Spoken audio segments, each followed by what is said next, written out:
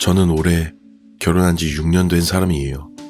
신랑이랑 저는 동갑이고 20대 후반에 만나 4년 좀 넘게 연애를 하고 지금 결혼한 지 만 6년이 되었습니다. 저의 결혼 생활은 정말 힘들었습니다. 딱 뭔가 시댁살이라고 할 만큼 집안일을 하거나 한 건 아닐지도 몰라요. 그래도 한번 이야기해 보겠습니다. 시댁은 사는 지역의 유지 정도로 집안이 좀 사는 편입니다. 신랑은 8살 차이가 나는 어린 동생이 있습니다. 여동생은 잘 사는 집 여자아이 같이 버릇이 좀 없습니다. 뭐 버릇이 없다라고 해야 될까, 당차다고 해야 될까.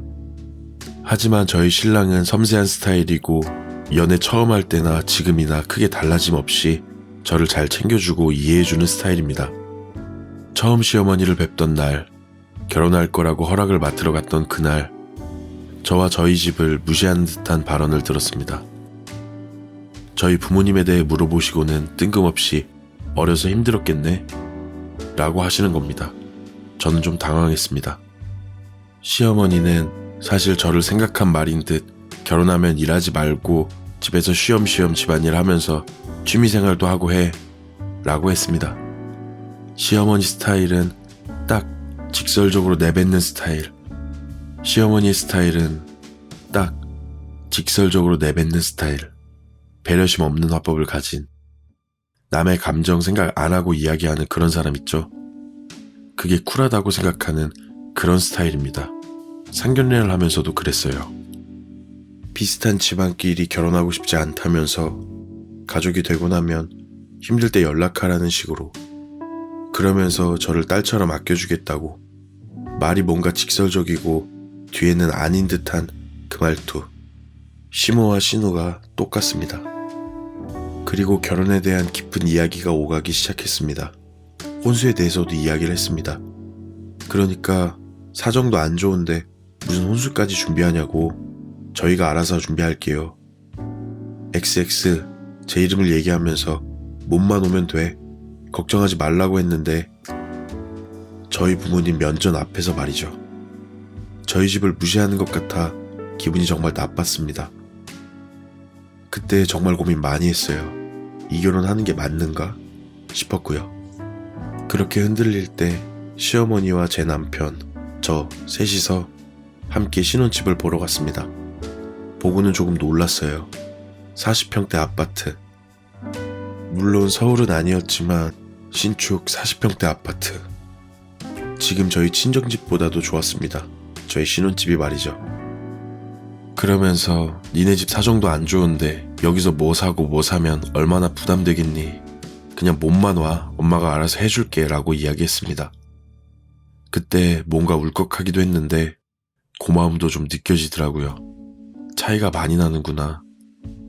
그때는 크게 상처되는 말로 듣지 않았고, 그렇게 집도 보고 당시 남자친구였던 남편이 저를 집에다 데려다 주었습니다.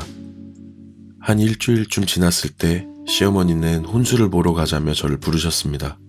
저희 부모님에겐 따로 말씀드리지 않고 제가 모은 돈들만 챙겨서 갔습니다. 그래도 빈손으로 가는 건 말이 안 된다고 생각을 했거든요. 그리고 저와 신우를 데리고 가전부터 가구까지 보고 있었습니다. 그때부터 뭔가 엄청난 소외감을 느꼈어요. 시모와 신우가 팔짱 끼고 앞으로 갔고 저는 그냥 뒤를 쫓는 느낌이었습니다. 두 사람이 지나가면서 소형 가전들이 있는 데서 다른 거 말고 이런 거라도 좀 사면 되겠다 라고 신우가 이야기했습니다. 와, 그때 진짜 그 감정을 잊을 수가 없네요. 그날 혼수를 보고 집에 돌아와 정말 펑펑 울었습니다. 그리고 남편 될 사람에게 이야기를 했죠. 당시 신랑은 저를 달래주면서 집 가서 신우를 두들겨 패겠다고 농담으로 이야기를 하며 저를 풀어주려고 했던 게 기억이 납니다. 만약 당시에 신랑이 제 편을 안 들었다면 저는 결혼 안 했을 거예요.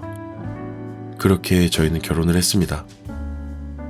남편과 저는 신혼생활을 시작했을 때에도 시모는 같은 지역에 있었습니다. 같은 지역, 정확하게 이야기하면 알 수도 있을 것 같아 예를 들자면 서울의 강남구 같은 지역 정도입니다.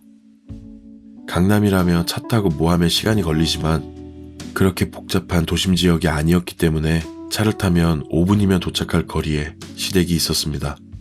시어머니는 일주일에 한두 번씩 꼭 오셨던 것 같습니다.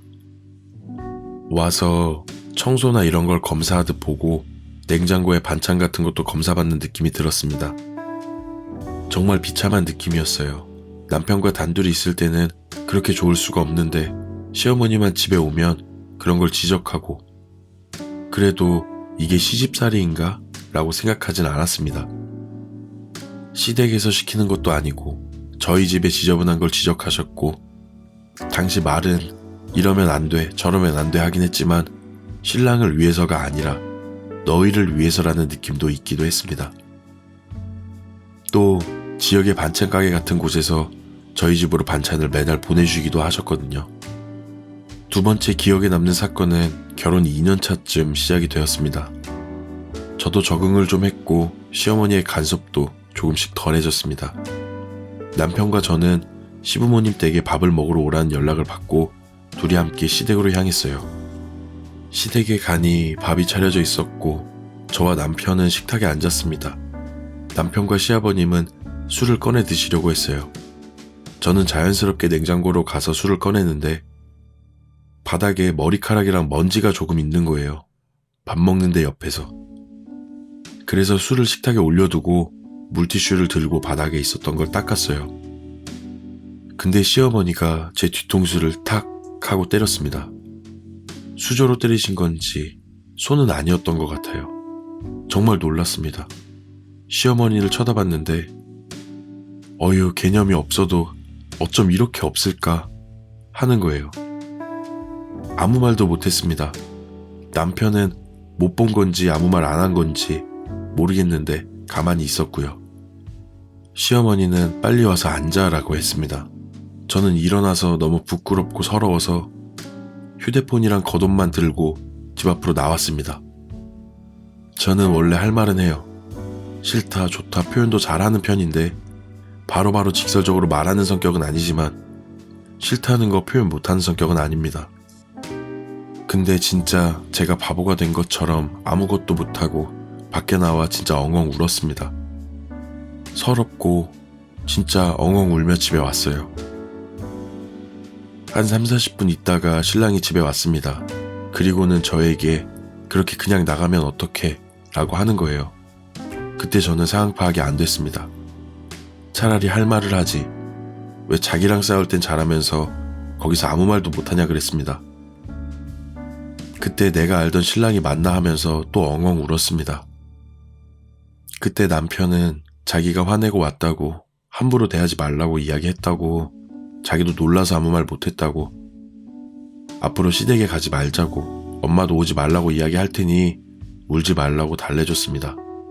제가 왜 이런 대우를 받아도 꿋꿋하게 사는지 아시겠죠? 남편이 이렇게 해주니 저도 남편 집안일 안 시켜요. 쓰레기 버리고 와달라는 말도 안 합니다. 마음을 잘 달래고 시간이 조금 지났습니다. 근데 시어머니에게 연락이 왔어요. 아무 일도 없다는 듯 이런저런 이야기를 하시기도 했고요. 남편은 한 번씩 시댁에 가도 저는 안 데려갔습니다. 시어머니도 그럴 때마다 연락할 법도 하거든요. 근데 왜 안 왔냐는 연락도 안 하셨고요. 그러면서 친정에 갈 때는 항상 같이 갔습니다. 그래도 고마운 남편이죠. 또 1년하고 반 정도 지났습니다. 저희에게도 아이가 생겼고요. 물론 그 사이 다시 시댁에도 자주 방문했고 아이가 있으니 시어머니도 저희 집에 더 자주 오셨습니다. 친정 엄마도 자주 오셨고 두 분이 마주친 적도 많았어요. 특별한 사건은 없었습니다. 아마 남편이 한번 난리친 것 때문이라고 생각을 하고 있었습니다. 저는 얼마 전까지 시댁과 연락을 안 했거든요. 거의 2년 동안. 그게 지금 이야기할 사건 때문에 그렇습니다. 시어머니는 애 옷을 사뒀다고 시댁에 오라고 하셨어요. 사실 남편이 없어서 혼자 가고 싶지 않았는데 아이 옷까지 사두셨다는데 하면서 아이를 안고 귀저귀 등을 챙겨 시댁으로 갔습니다. 시댁에 도착하니 시누이도 와 있었어요. 그리고는 제 인사도 안 받아주고 휙 하면서 엄마 XX 왔어 라고 하더라고요. XX는 제 아들 이름입니다. 그때 기분이 정말 나빴어요.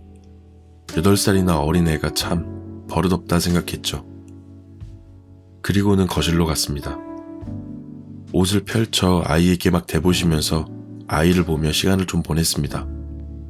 제가 기분 나쁜 표정을 하고 있던 건 아니에요. 감사합니다 이야기도 했고 과일도 가져와 깎고 있었습니다.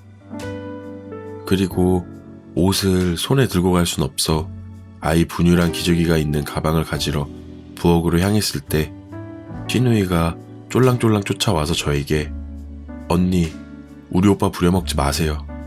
할 말 있으면 언니가 하세요. 오빠가 언니 꼭두각시예요? 사업 때문에 힘든 사람 어쩌고 시집 올 때 몸 말아놓고 요구하는 건 또 뭐 어쩌고 그렇게 이야기를 했습니다. 그래서 저는 시누이를 빤히 쳐다봤죠. 정말 머리 꼭대기까지 화가 났거든요. 이 집안 사람들 나를 진짜 바보로 하는구나. 그때 저는 시누이의 뺨을 때려버렸습니다. 함부로 말하지 말라고. 시어머니가 깜짝 놀라 뭐하는 짓이냐며 저를 밀쳤습니다. 저도 있는 힘껏 발악하며 싸웠어요. 치고받고 싸운 건 아니에요. 그냥 언성 높여서 싸웠고 시누이는 울고 있고 아이 출산한 지 이제 6개월 된 저를 밀치고 사과하라고 소리치고 저는 둘 다 무시하고 가방을 챙겨 아이 쪽으로 향하는데 시어머니가 제 뒤에서 옷을 잡고 당기시길래 저는 있는 힘껏 뿌리치고 어머니 제발 좀 그만하세요 라고 한 뒤에 아이를 안고 뛰쳐나왔습니다. 집에 오는 길에 엉망진창이 된 옷과 머리 엉엉 울며 집에 왔습니다. 그것도 아이를 안고 말이죠. 남편에게 이야기를 했어요. 남편은 그날 집에 퇴근 시간이 한참 지나서 들어왔습니다. 남편은 들어오자마자 이사 가자라고 했습니다. 그리고는 신랑은 아이 앞에서까지 저한테 함부로 대한 거에 대해 시댁에서 대판 싸웠고 이제 볼 필요 없어. 다른 데로 이사 가자 라고 하면서 한마디만 하자라고 했어요. 그래도 시어머니를 밀치는 게 어디 있어. 너도 잘못한 거야 라고 이야기했습니다. 그리고 그 일에 대한 언급도 없었어요. 저는 하고 싶은 말 많았지만 남편이 너무 화가 나 있어서 아무 말도 못했습니다. 물론 저희는 이사는 안 갔습니다. 신랑은 사업을 하는데 시아버지가 꼭 필요하고 남편 혼자 하기 힘든 부분이 아직 많다는 걸 알고 있거든요. 물론 시어머니에게도 사과를 드렸습니다. 그때부터 시어머니도 저에게 전화도 잘 안 하시고 부르시지도 않긴 하셨습니다. 제가 아이를 데리고 남편이 있을 때 한 번씩 가기도 했고 시누이에게 사과 전화가 왔다면 조금은 감동받았을 텐데 그런 연락은 없었고요. 그리고 또 1년 정도 흘렀습니다. 한 6개월 정도 전에 있었던 일이에요. 시아버지와 남편이 함께 건설 사업을 하고 있었습니다. 근데 그 사업은 지난 1년간 상황이 많이 안 좋았어요. 가지고 있던 땅도 파셨고 대출까지 끌어 사업을 운영해 오고 있었습니다. 정말 1년간 남편이 힘들어하는 모습이 너무나도 안쓰러웠어요. 저는 뭐라도 도움이 되고 싶어 당시 중국에서 물류사업하던 제 동생에게 연락해서 도움을 좀 줄 수 없겠냐고 했습니다. 동생은 사업을 한다고 뭐 돈을 엄청 많이 버는 건 아니지만 동생은 얼마 필요한데 라고 이야기를 하길래 저는 부담 안 되는 만큼만 좀 도와달라고 했습니다. 동생은 알겠다고 하고 이따 전화한다고 전화를 끊었습니다. 한 2일 정도 뒤 친정 아버지에게 연락이 왔어요. 집에 오라고. 저희 친정 부모님은 시댁 아니고 신랑한테 주는 돈이라고 돈을 주셨습니다. 혼수 지금 해주는 거라고 갚을 필요 없다고 5천만 원을 주셨어요. 저는 그 돈을 신랑에게 전해줬습니다. 신랑은 정말 고마워했죠. 미안하다고 이야기를 했고 눈물을 보이진 않았지만 그만큼 고마워하고 있었습니다. 그리고 3개월 뒤 남편과 시아버지의 사업은 완전히 접혔습니다. 물론 시아버지는 망하셨어도 집도 있었고 그 지역 땅도 있으셨던 걸로 알고 있어요. 남편은 그 일이 접히자마자 다른 일을 알아봤습니다. 정말 마음 아프더라고요. 해줄 수 있는 게 없었고 시어머니한테 무시당할 때보다 더 가슴 아팠습니다. 그리고 지금 남편은 제 동생 일을 같이 하고 있어요. 둘 다 엄청 잘 벌고 잘 사는 건 아닙니다. 제 동생은 절대 제 남편 무시할 아이도 아니고요. 만약 그런다면 제가 가만히 있지 않을 것 같기도 하고요. 동생 사업을 시작할 때 저도 돈을 투자해 줬었고 신랑이 조언도 많이 해줬고요. 저희 먹고 사는 건 그 전이나 지금이나 다르지 않습니다. 근데 시어머니가 저를 대하는 태도가 달라요. 제 동생이 시누이처럼 제 남편 무시할까 자존심 굽히며 이야기하진 않아도 분명 다른 걸 느낍니다. 제가 남편의 사업이 접힌 게 기분 좋지는 않아요.